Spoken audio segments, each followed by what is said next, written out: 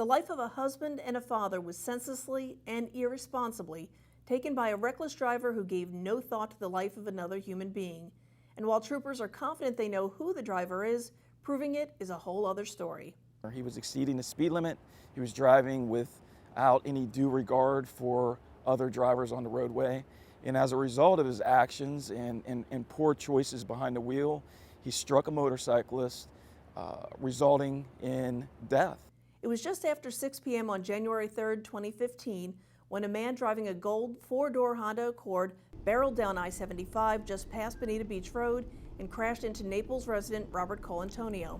Rather than stopping to render aid as the law requires, the driver kept heading south, leaving Colantonio to die along the highway. It's outrageous to all of us to even think that a human being, knowing that there was a traffic crash, knowing that someone's either potentially injured or in this case deceased, and then leave and not have any accountability. In the months that followed, troopers conducted an extensive investigation, which led to the impounding of the car involved and a positive ID of the man who was behind the wheel. But despite a mountain of circumstantial evidence, there still isn't enough information to prove beyond a shadow of a doubt that he was the one behind the wheel that night. So troopers need the public's help to provide that last piece of the puzzle to finally bring justice to the Colantonio family. There were several witnesses that witnessed the crash occur. They all had a very clear view of what occurred. There wasn't any confusion of what occurred. And as that driver was the one involved, I can only assume he too should have had a clear understanding of what occurred. But legal loopholes have kept the driver of this car, which still sits at the impound lot at FHP headquarters, as a free man. We know what occurred that day. We know who was operating the vehicle.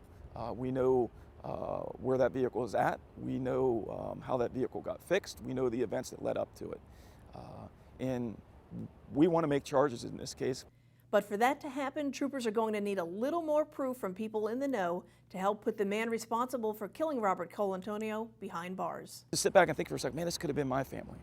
This could have been someone I knew. I'd be outraged if this occurred to them and then someone left. And again, it's unconscionable to us. In a statement from the Colantonio family, his daughter Jennifer shared their main focus in saying, "All my family and I want is some justice for my father. We know it won't bring him back, but it's only right. Let us have our peace and some closure to this tragedy." For Southwest Florida Crime Stoppers, I'm Trish Rout.